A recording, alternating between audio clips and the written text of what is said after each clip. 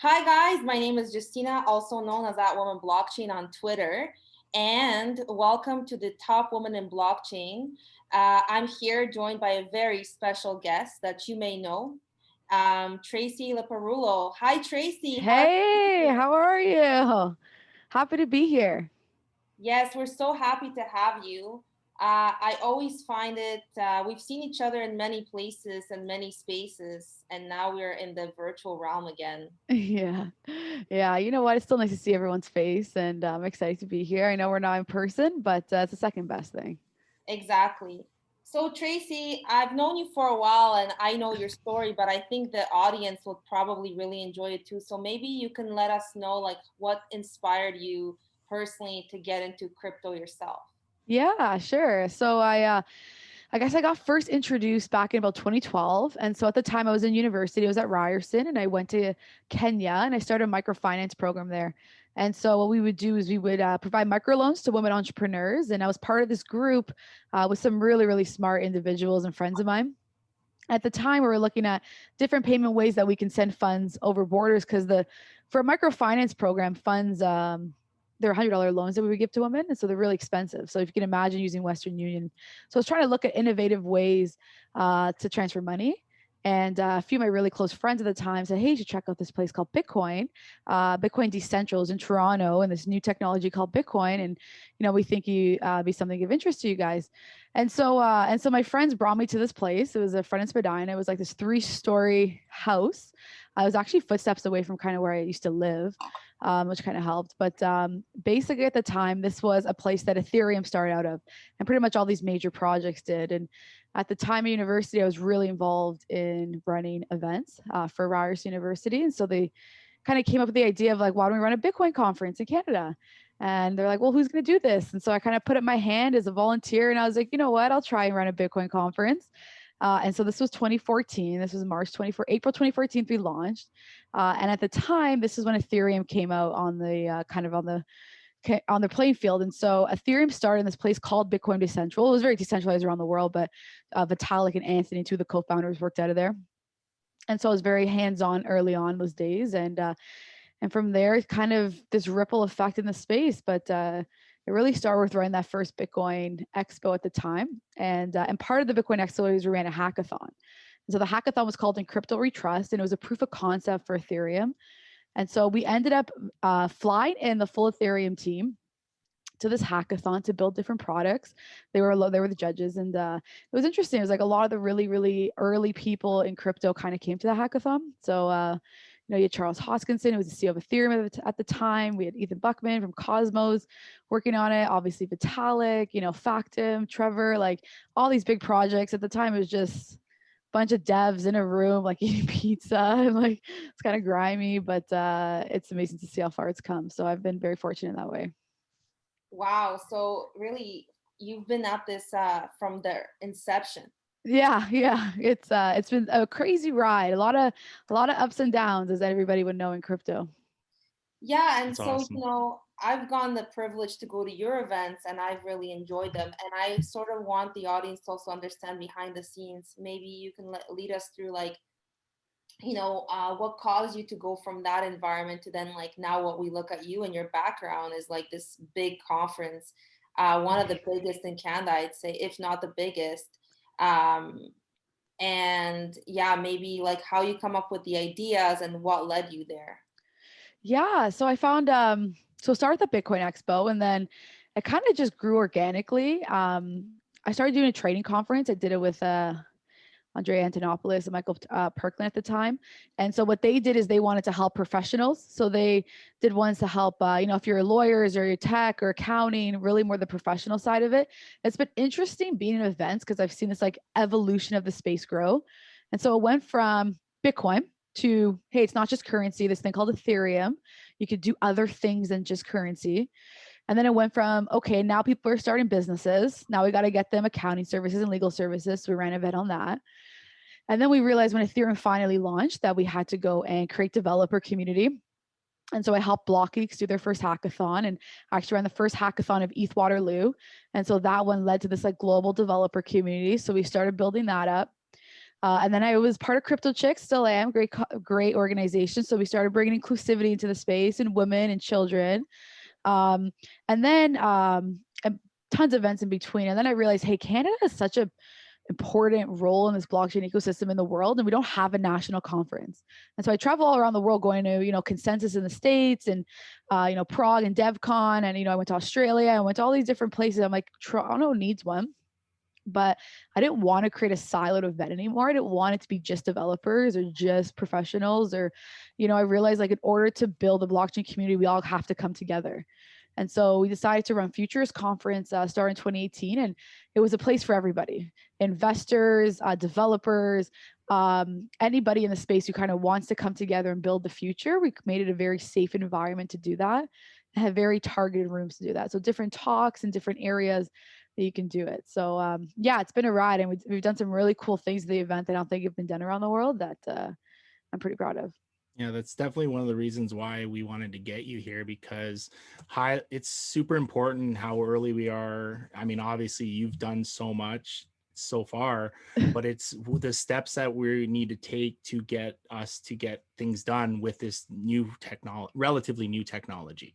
Yeah. So it's super exciting to hear that. And like, I guess, what about this year moving forward, like in terms of tell us how you pivoted amazingly, by the way, in your futures conference. Like, we tried. Kudos to that. Yeah. But what has that kind of, I guess, taught you moving forward, and how does that look like? Yeah, it's a global community that we have that's a true blockchain. Like, although we run the national conference, I was saying Canada, we 50% of people aren't from Canadian, a lot from America, a lot from Europe, a lot from Asia. And so it's like speaks really true to the it doesn't really matter where you are in the world. It's like this global community working together. And so that's what's been exciting about virtual, is we're really able to open it up to the whole world. And so, yeah, this year we did a virtual event right in 2020. We really gamified it online. We tried to bring a really unique experience online by giving points away and giving away Bitcoin and Ethereum and some cool other things. So it's been fun. But you know what? I always say, like, until a virtual hug can replace a physical hug, like, I don't think virtual events will ever fully replace physical events. Like, the vibe, like, this is a photo of the futurist one, like the vibe you get from walking in that room, and the vibe I see when I see Justina and I give her this massive hug and we scream like, oh, we've seen each other so long. Like, I just like I don't think it'll ever be replaced. It's just things are changing. So I do love that we're on Clubhouse. I think that's really cool right now. Yeah, I think that absolutely. brings probably one of the more like immersive type of experiences to the whole thing, but it's definitely different.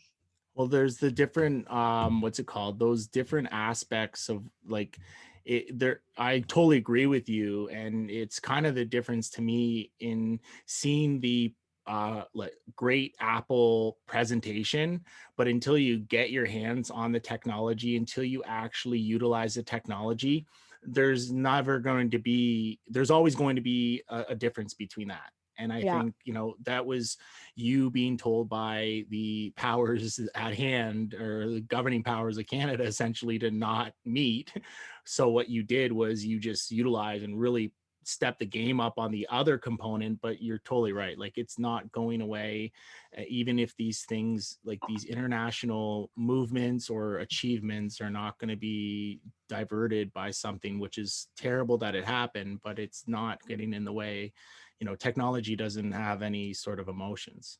Yeah, exactly. So yeah, we're not letting it stop us, but I hope once we do open up our borders again and everything's back to normal, that it's just crazy and big. So we'll see. I think Canada is gonna maybe get left a bit behind, because I know a few conferences are going to Florida. They are going around the world, so people are still jumping on flights to do other places. So I hope we can catch up then. But yeah, I would say like the other cool thing we do at our events is like we bring blockchain to real life. And so a lot of times you read it online or everything's so digital. And so so I'll give you an example. Like, everything had crypto involved in it. So if you bought tickets, you could buy tickets. We had POS systems through CycleBit all around the actual event. We had helicopter rides that you can use cryptocurrency to get onto the helicopter ride.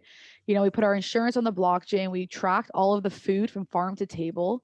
And so you're able to get like a peach or a plum or, anything you want, all the fruit and produce. And you could actually scan a QR code at the conference and see it come from the field to the actual table, every single touch point there. And those are just a few, we had, Bitcoin ATMs across. And so those are just a few examples of how we brought it physically to real life. And I think that was important to people. I think people think crypto, it's in this like ether in the world somewhere. Well, how is this actually going to affect my life? How can I see it, feel it, and touch it? And I think that's what we do at the conference. And so that's what I'm really hoping to bring back to a physical world, is how do we bring blockchain to the real world? Yeah, and so like I guess that will lead me to ask you, like this is a very ever-changing space, and you've already pivoted a lot. My question is like I just attended your last conference, and there was like a lot of different topics, and I'm very curious as to like how, because of the caliber of your conference and who you have there and the topics you have, sort of like what's your like how do you mastermind all that? Yeah, it's quite a few people I try and get involved. I try and bring some big thought leaders to try and understand it's there. But naturally, I find when we do speaker applications or when I'm looking in the space, like it just naturally forms every year. Like I remember the first conference we did, like most of our sponsors came from real mining companies. I had to figure out how to bring mining equipment to the conference and like put it on a table for people to go purchase. And now, obviously, mining companies, they just don't do that anymore. Now it's just a brochure. So it's like it's been interesting throughout the years because they kind of naturally the conversations change based on the sponsors sometimes, not because they're the ones who pay, but they're the ones that are getting investment. They're the ones that maybe are going to IPO soon. They're the ones maybe trying to get their message out. And so it's evolving now that we're so deep into crypto. It's really hard because there's so much to talk about, like which way do we go. And so the cool part about virtual is there's a lot more panels, so you can get a lot more people involved. But yeah, we try and do different tracks. We try and always break off Bitcoin bootcamp, so we want new people to be in. I always find it interesting. I always thought I'd do Bitcoin bootcamp and blockchain bootcamp. And you think it's going to be students and like new people, and it's never. It's like everybody in students, like anyone in finance, anyone who's in the legal profession that's trying to get into the space or in that area.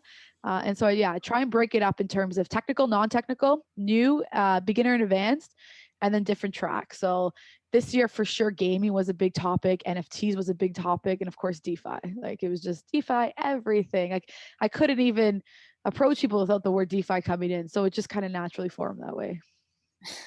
Yeah. Yeah, that makes Yeah. a lot of sense.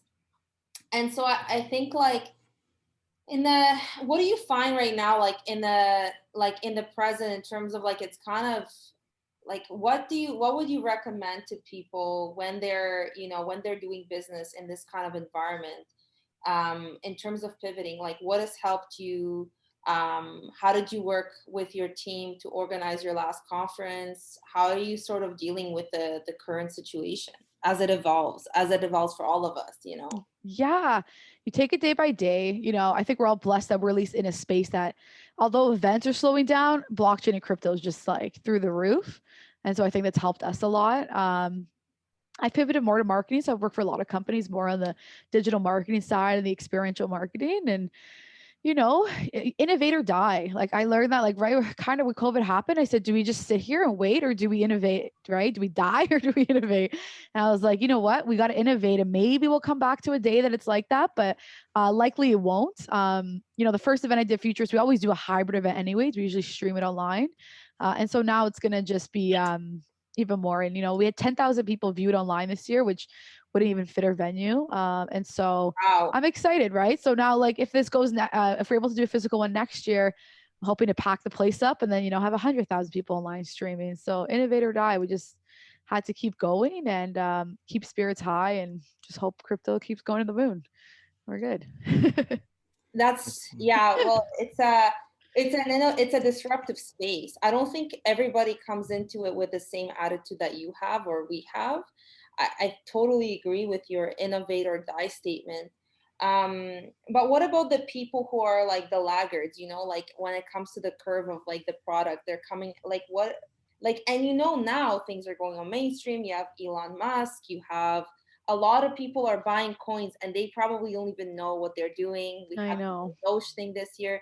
So what would you say to to that crowd that's coming in that they don't even like, we're talking like they're just entering, they're getting their feet wet?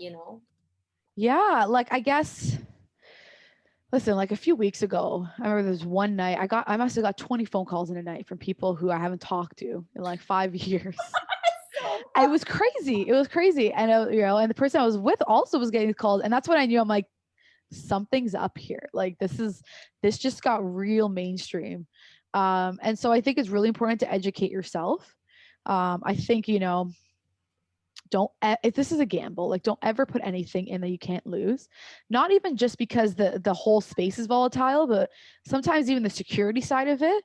Like I've heard and experienced, there's just so many nightmare stories of, if you don't know where to put your tokens or coins, they store them properly, or it's a lot of really scammy kind of people. Like there's no 1-800 number. I guess that's what I always try to enforce.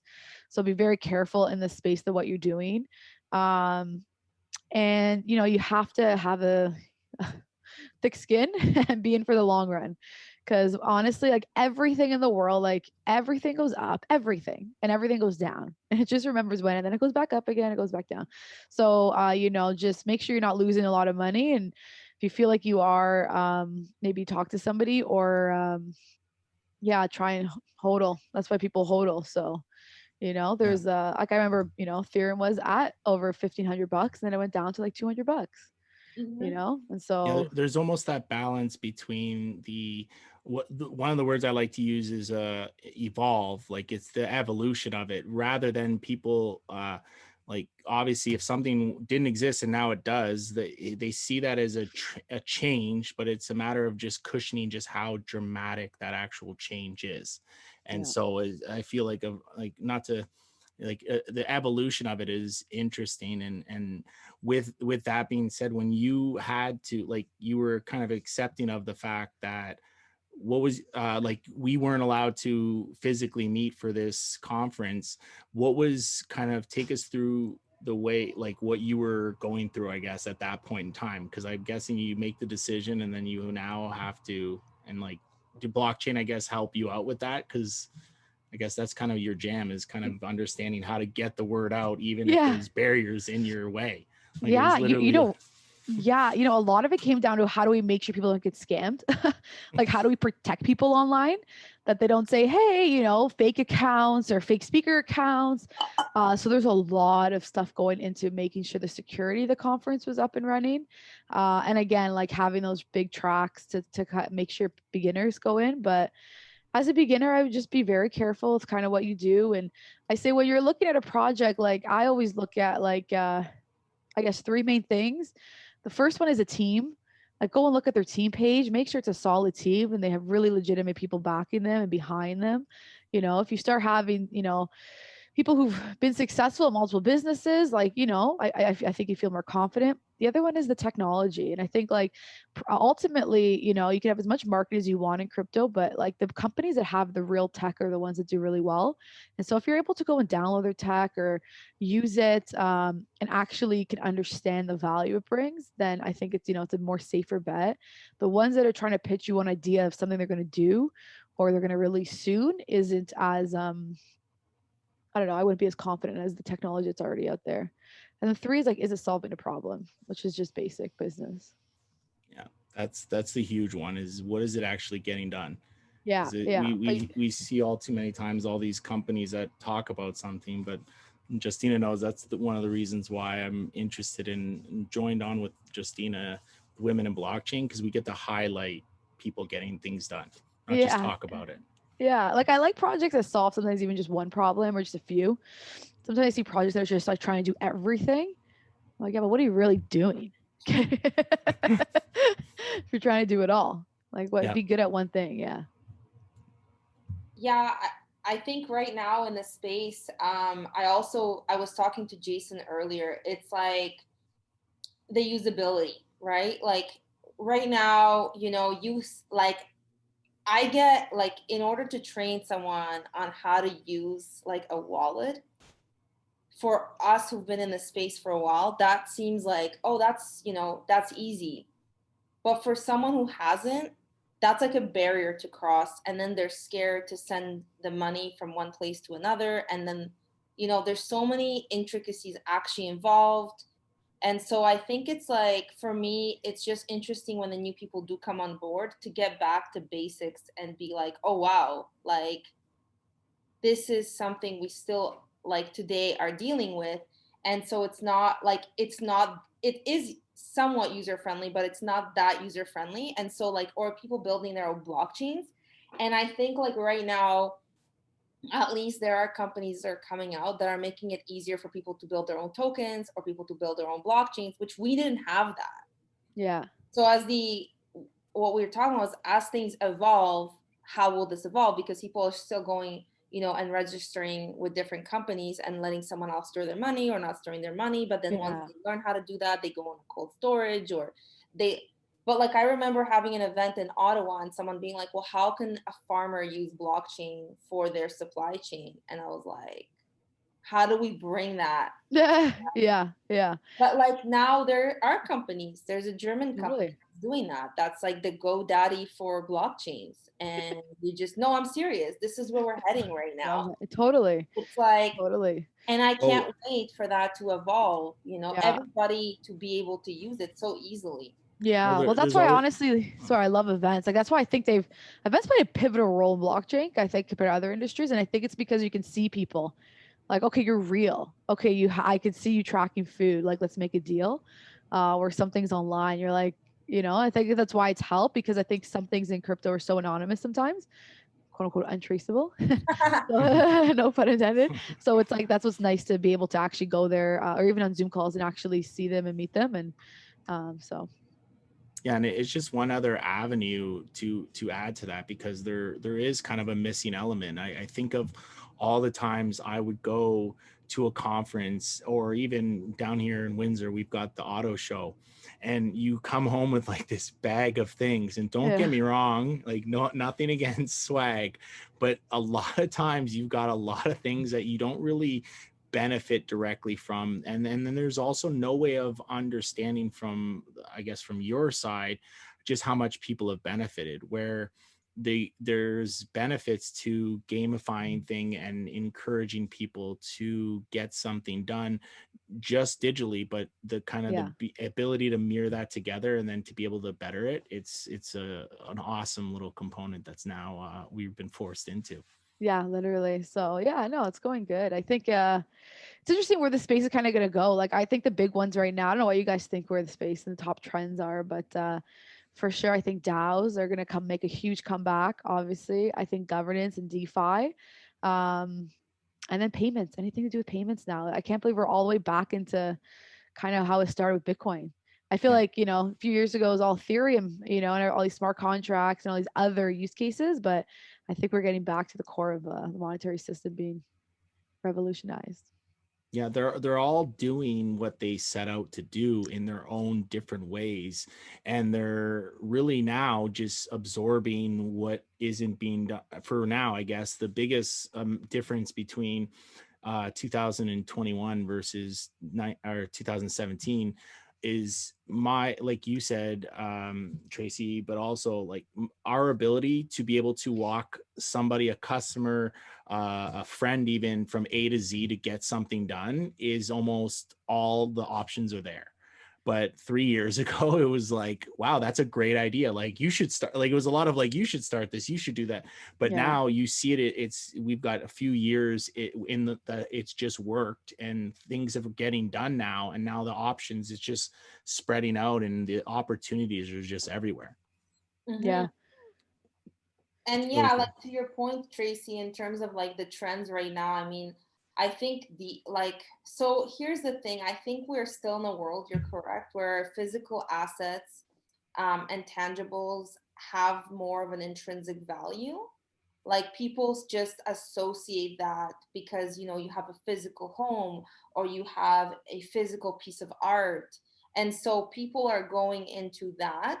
But I think like with NFTs coming in and people having an ability to store wallet, right now people don't care about digitals because it's so easy to duplicate. So Yeah. if I go online with you and you go online with me and I add you to LinkedIn, for some people that's all good. Some people are still needing a business card. You Yeah. know what I mean? Yeah. And I think now I'm thinking maybe I should have a QR code at the back of my business card, and then people can just add me to LinkedIn. There you go. You know what I mean? I'm thinking that.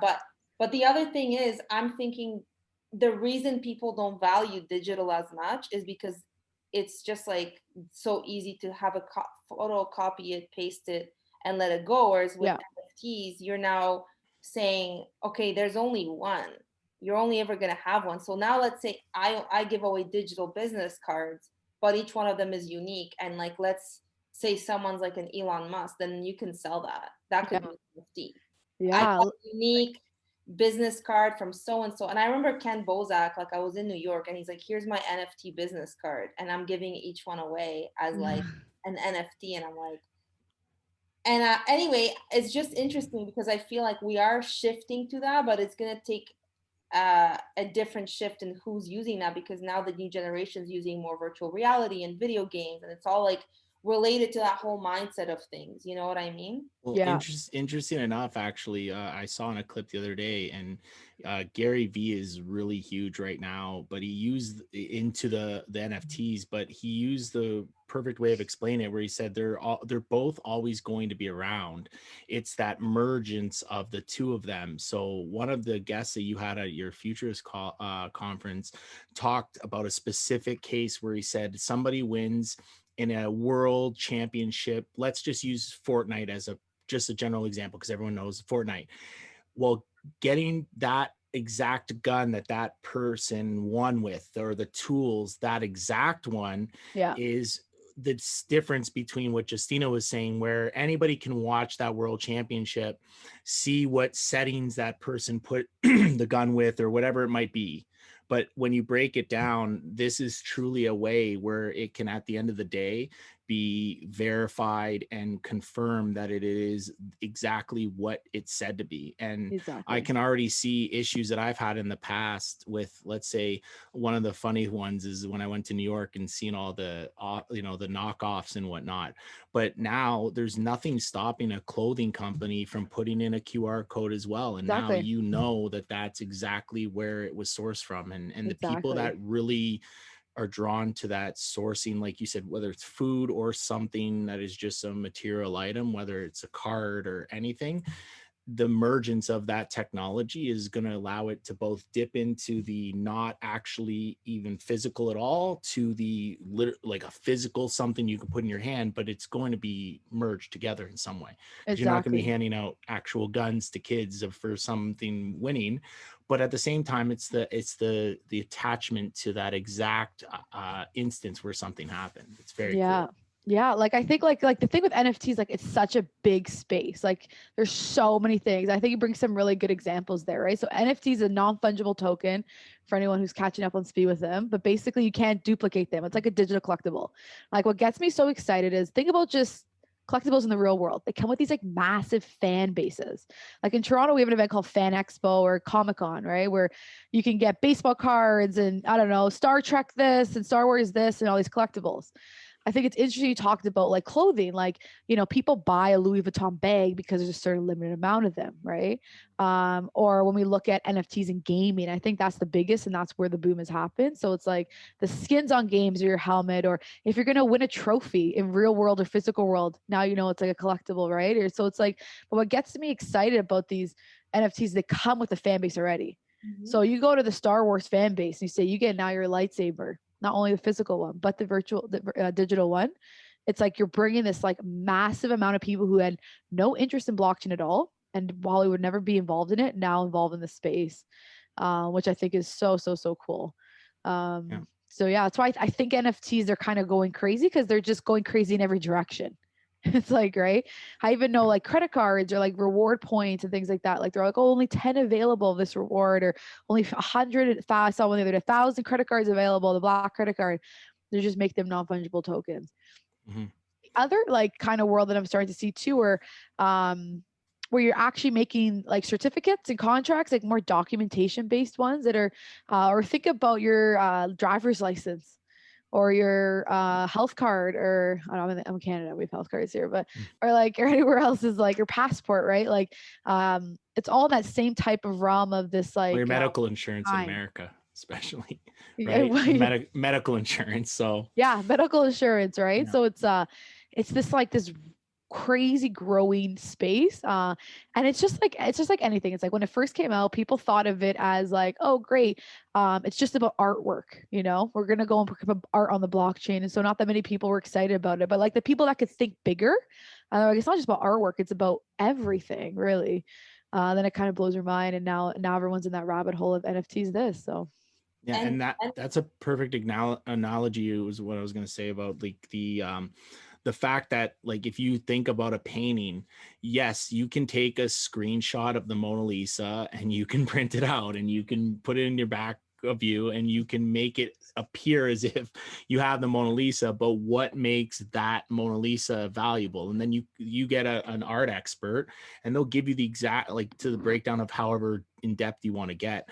But at the end of the day, it comes down to the person's or a group of people's words and the history that they can back up versus something like this is very interesting. It's actually verified on the blockchain and there's a point of reference versus kind of a conglomeration of information, I guess, yeah, that you kind of just have to be okay with, kind of like exactly. the dollar or something, Yeah, be okay in like its value. let's talk about artwork, because artwork is changing completely too, right? So there's a non-fungible token side, there's a verified side, but now people are really looking at it as like an asset class. So which they always did, but now on the blockchain, it's really much easier. So I was a CMO of a company called Polymath, and we ran the first security token conference. And at the time, a lot of people who were really big art curators came to the conference, and it was the first time I was like, I was thinking, you know, financial institutions, and, you know, but there was a lot of art here. And so I would ask them and say, and these guys are way ahead of their time. I said, we want to tokenize a piece of art. So if you had a piece of Picasso, it's not one person who owns it, but we could have 1,000 people who own it. And so they all own, you know, a little piece of that artwork, which really got me down the rabbit hole of like thinking about your digital wallet in the future. Like that, like when you have your digital wallet, it's not just how much dollar you have and Bitcoin you have and Ethereum you have, but how much you have in all these different assets. So maybe I have 5 tokens of a Picasso painting, and maybe I have 10 tokens of a Monet painting. And maybe one day, if I have to pay Justina for something, and she's like, you know what, Tracy, you know, you don't have to pay me $10. Just give me like, you know, like Give me that one token of Monet. your, give me one token of your Picasso, and you can, you know, and we'll, you know, I'll put you up in Ottawa or something. So it's like, digitized barter. exactly. And so now we're talking about tokenizing everything, right? It's like, so now you can have your real estate on there and you can have every asset that you have that you own potentially be tokenized. And maybe that's how the new form of payment will be. It's a big picture thing, but it really kind of gets your brain flowing of how this whole system's changing. So it's also adding a pay for a transparency for a pay for service type thing with something like your conference. It allows you to give out a token specific to that conference, and that is now on the blockchain versus you going home and you like, let's just say for whatever reason, if I went to Mexico and they gave out oranges, I couldn't go on the plane with a commemorative orange. I'd have to, Yeah, or even a tequila at a certain point, you'd have to declare it, or they'd be like, here, declare we're it. taking it. They couldn't give Interesting. me a skid of it, Yeah. right? But now I can have that access to it, and there's also though that transparency and just Yeah. the say, I guess, peace of mind knowing that you know where you can point to it, where it's able to be found. Yeah, it's There's a funny about lot that of runaround. example of, yeah, like I find like a digital lanyard, digital name badge is becoming more and more common. And like there's been quite a few conferences where I have to like deal with a lot of security. We have really high profile speakers who obviously, you know, as crypto price goes up, people know that they're probably more, you know, worth a lot. And so I always have to deal with private security teams sometimes to say, okay, make sure, you know, we protect this person. And, you know, having a digital identity on a badge when someone walks in the door to be like, hey, you're not supposed to be here, you know, would help. You know, I can only imagine a small setting like an event and how important it could be kind of more in a larger setting. But yeah, some type of digital identity What I on think a micro is scale.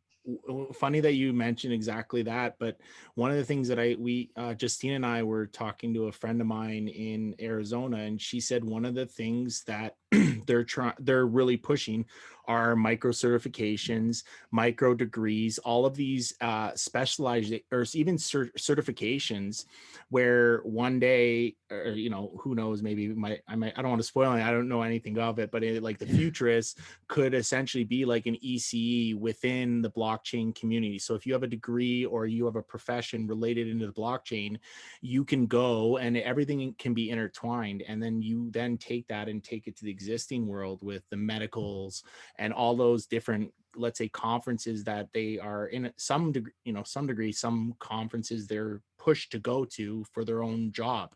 But now there's a connection, there's an actual like verification that you got out of it what you set out to do, versus the kind of like, well, did they go to the conference in Barbados and only drink pina coladas and sit by the pool, right?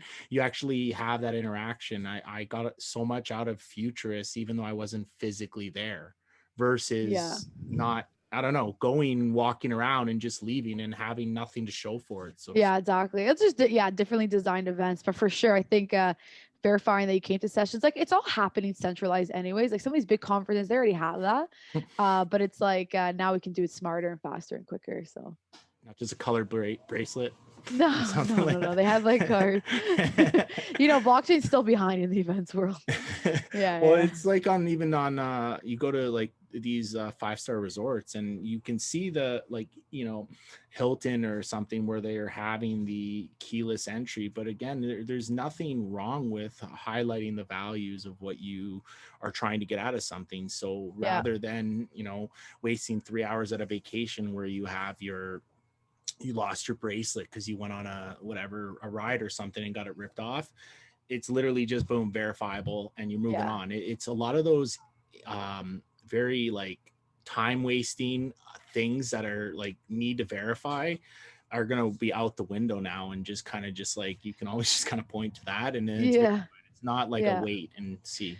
Totally. Like I think a lot of this stuff is already happening in centralized environments, but the problem is, and that's why I do believe there's going to be a big war right now in the world of like being traceable and being untraceable, which is funny because those are my two brands and I'm always like debating which brand to go with.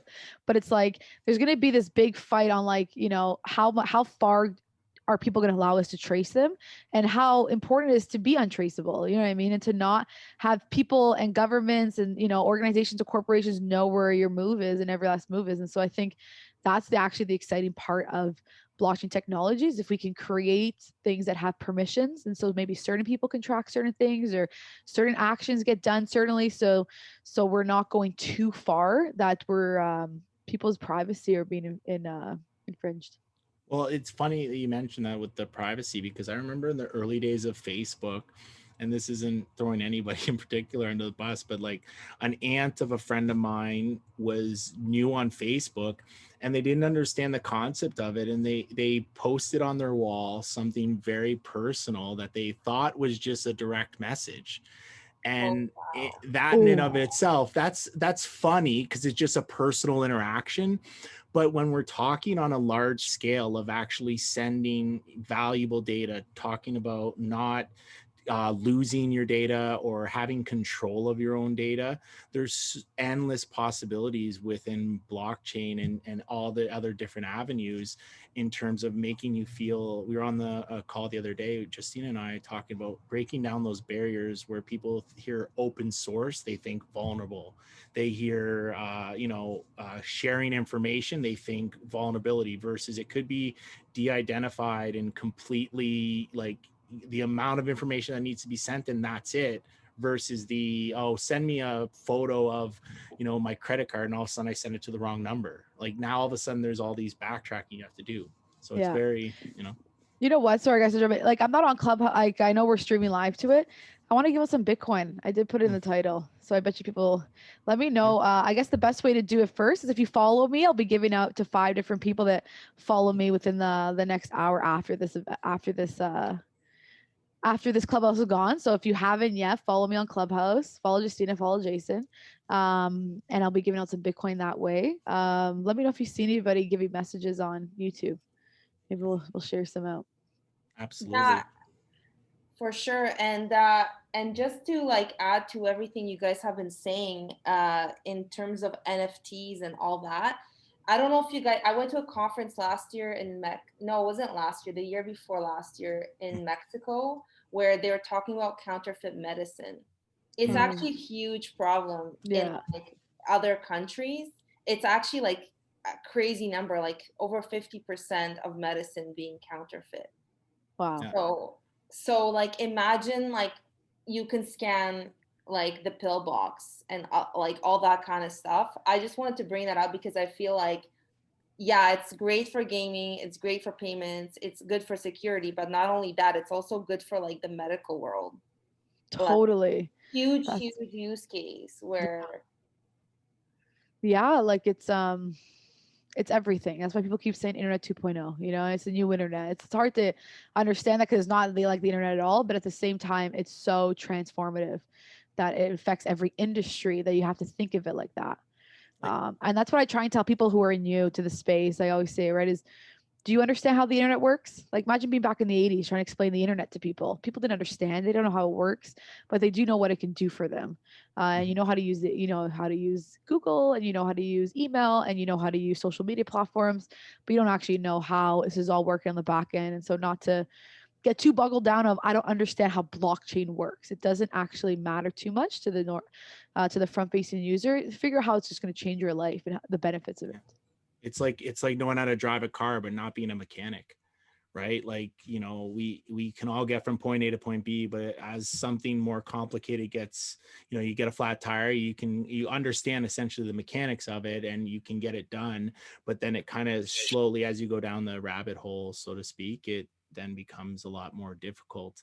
And now, did you ever see yourself looking back, did you ever think that there'd be an opportunity for you to be able to, let's say in theory, auction off a piece of digital art at one of your conferences? Like in terms of just how you were at one point looking for probably pens and pads of paper, and Yeah. now it's like something that you can't even hold on to, but yet there could, you know, we've seen on some of these different bidding areas that there's bidding wars Yeah. for Yeah. these things. Like take us through, I guess, looking back to now, like how do you Like, comprehend that, because you're in it? yeah, like I guess I would say so the first conference we did in 2014, we had an art show. We had a bunch of local artists in Toronto come and sell their art for Bitcoin. Actually, I remember a friend of mine buying one, and now it's worth like $3 million. This piece of art, and so I felt like the art, specifically the art group, kind of understood it. But at the time, it was a ragtag group of artists. We're still friends with them, but a lot of students that brought their art, and we put them on these easels around an easel we could find and put it out there. Um, and I think that's what's been happening since the beginning. I think to be in the space, it's like you were a certain kind of person. Like you were very entrepreneurial. Like you kind of saw the future. Like you're willing to put yourself out there. Like it was a really ragtag group of like everyone from every kind of walk of life. And so like there was a certain type of individual that brought there. I think everything that was happening back then is still happening now, just on like a huge scale, like massive. And so I guess like the big thing I can tell people is if you're trying to start something up and it seems like small or you know, and maybe this isn't it, it's not getting a lot of traction, just because it's not getting a lot of traction now doesn't mean you're not onto something that's going to be massive in 3 years from now. And so I think that's kind of what's been happening. I've seen is things that were such small projects before, or just a hackathon thing, or have just it's completely blown up. And so I've seen things like blown up in front of me many, many, many times. And that's why I think get in the space and take some chances and just get involved in whichever way you can. You don't have to be in financial institutions to do that or have to be a developer to do that. You can be anybody. exactly. Yeah, Exactly. And what's interesting is I think as we go forward, it is going to be easier for people to join because they won't need to be that technical. Because the more the space grows, the more user friendly it has to become in order for them to gain the mainstream adoption, right? And totally. so actually one of my friends was saying like how he thinks really like adoption is going to happen through gaming.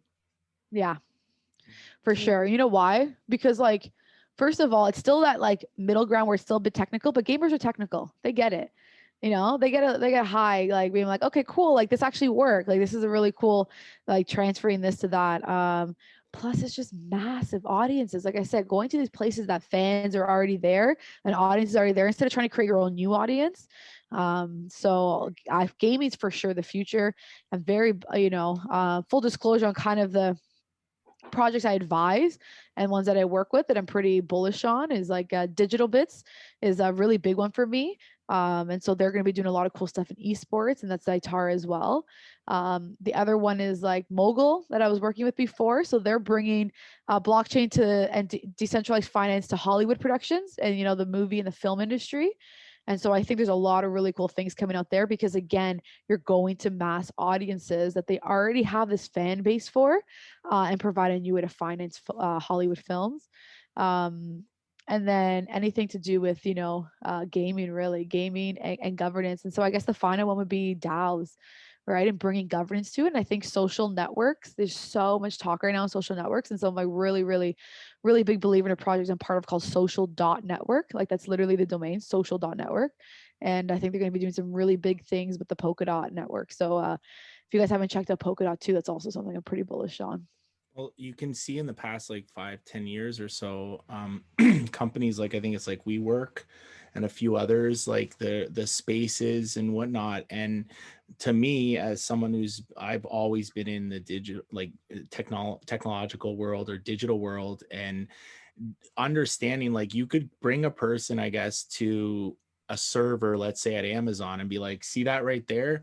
That's all of, let's say, like that's Amazon's like I don't know, their whatever division. And certain people would look at that and be like, okay, like they wouldn't see that actual value, but other people that are into it would dig a little bit deep and be like, okay, let's see what this provides, what this provides, what this provides. And it's interesting as I always make the analogy about the internet, where before it was so difficult to navigate the internet, and now it's almost too easy. Like the amount of things, like we call it now a rabbit hole, like we call it that way because you just don't even notice it, and all of a sudden you're just doing this. But there's something reassuring about that in terms of again, all the difficult times, like all the amount of people you were able to interact with at your like let's say your conference. All it takes away from all that time of the walking to the next person, going to there. And it's also very like, not, you can literally just say, I'm going to open up a room and we'll get some dialogue going. Where before that, it was a lot more difficult. You'd have to meet at a certain time, maybe go to the wrong room. Like there's a lot of working parts that now you can literally just, oh, if you can't make it into this room, log on to here. And there's all these different avenues where it allows you to just go outwards. And it's really cool on that. Exactly. Yeah, honestly, I feel like this space, from where I've seen it come over the last years, is just explosive. I love it. And it's always, I feel like I'm learning. Well, how do you feel like you can stay on top of? There's so much data, there's so much information. I find I'm putting in hours every week to be like, to know, like, what is DOT? Like, what is Kusama? How do you stake your coin? Where can you stake it? Because you can't stake it anywhere. Staking sold out, by the way. Binance staking is like, you go there and it's sold out. So I had to go to Kraken. I'm like, and then people are like, what exchange are you on? I'm like, well, I'm on 5. Like, what are you trying to do? Like, and plus your MetaMask, plus like, do you use Uniswap? Do you use this? Do you use that? Like, it's literally like a plethora. Why would you use 1inch? Like, yeah. It's like, honestly, the best things that I find is like talking to people, trying to jump on calls and just like, hey, let's spitball it. Like it's you have to make these friends in the space, like like all of us here together and a few other ones. So they're people that you trust that you can go and have these like candid conversations with, because I don't have very cryptocurrency talk with everybody. So you kind of have to be on that level of like, are you okay to lose money or invest or try something risky? But I actually think like listening to talks like this are probably one of the best ways that I kind of hear about it. And I notice like when you start to hear and then you start hearing someone else talk about it, someone else talk about it, you're like, okay, there's something here and something to do. It's always a good bet to stay with, the top projects, the top 100 coins. But obviously, Telegram, I find to be a lot of noise. So gotta be very careful in kind of that space. Discords are becoming more popular, which is good. White papers, like everything's transformed. Like white papers were like the thing before, and now people don't even put out a white paper. They're actually showing the technology. But I think I think creating those networks and kind of talking to people and seeing what they think. So, I had an investor call me yesterday and be like, hey, so, just like, what's the word on the street about this? Like, it's kind of, what's the word on the street? And so, no one can predict the future. No one has a crystal ball. But you can see the companies that are progressing really well. The other thing I like to look at that I find is a correlation is like how many people are hiring people versus how they're doing. And I notice when they have a lot of job applications in a good way, like you can tell like they receive money, they're doing well, and they're hiring more people and sponsoring more events are typically the ones that are doing actually better because they're going out there compared to ones that are a bit quieter. So I find the best projects are the ones that are the most vocal. They're always giving you updates. If you're on a project that's not giving you updates and not telling you what they're doing, it's a bit suspicious. One thing I can actually acknowledge that you did amazing of is companies such as yours need to take this opportunity to learn from what other companies have really diluted their product with and be able to pivot from that. Because I know, like, take cable companies, for instance, everybody just started quote unquote cutting the wire because you would have 8,000 channels. You wouldn't know half of them. I understand there's a business model and but there's all of a sudden all these companies were like one channel, all this. But at the end of the day, this one person has to make that decision to have this individualized experience.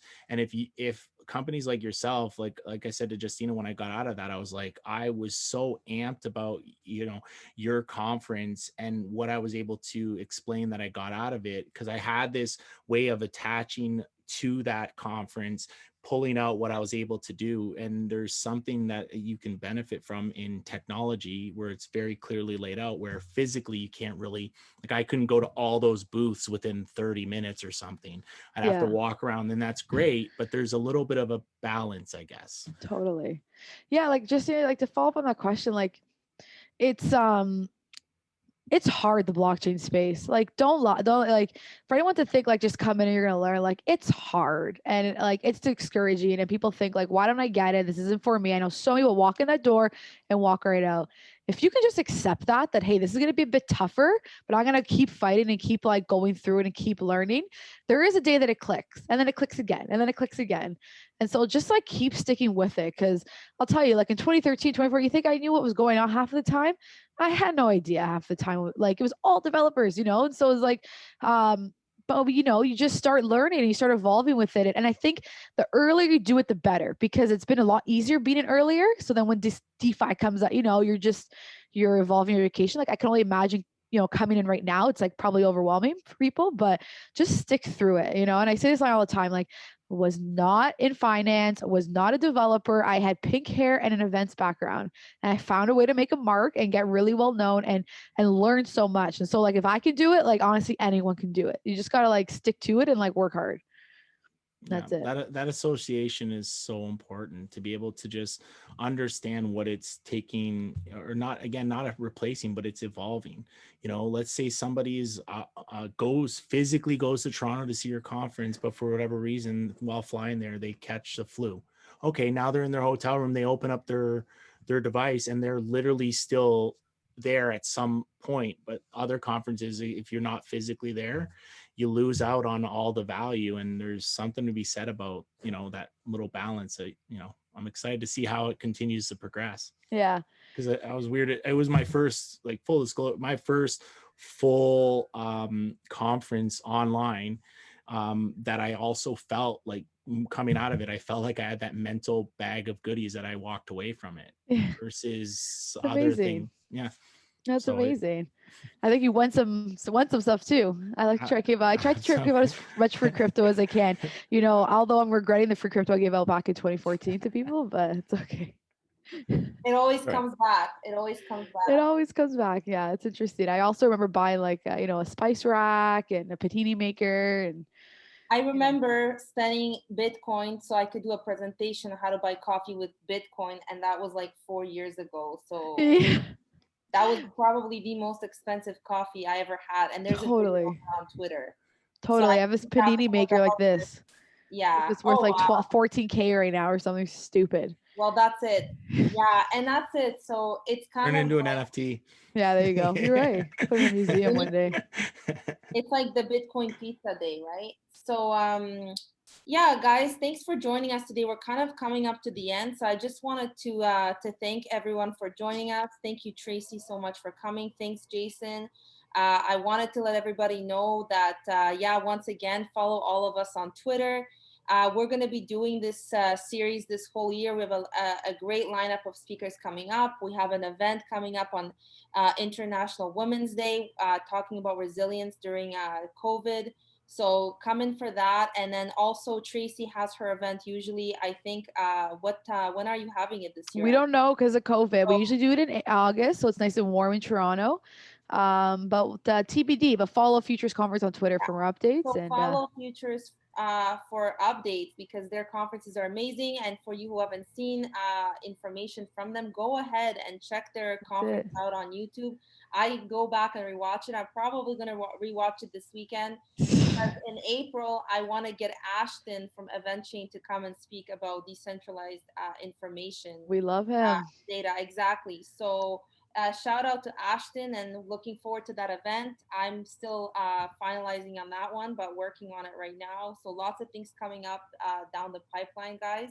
So don't be shy. For those who will be on YouTube, smash the like, smash the subscribe. We have a lot coming this year, guys. So if you're interested in NFTs, DeFi, blockchain, come through. And Tracy, once again, thanks so much. You've done so much in the space. We really are happy to have you as our guest.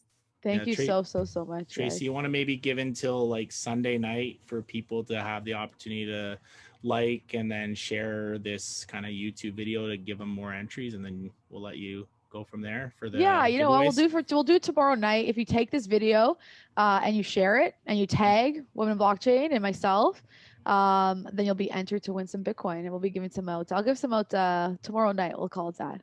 Love it. Perfect. Awesome. Also, if you follow me on Clubhouse, I'll be giving out some there as well. Sweeten the pot. Cool. Sounds Bye, good. guys. Thanks, guys. Bye. Thank you so much. Thank you.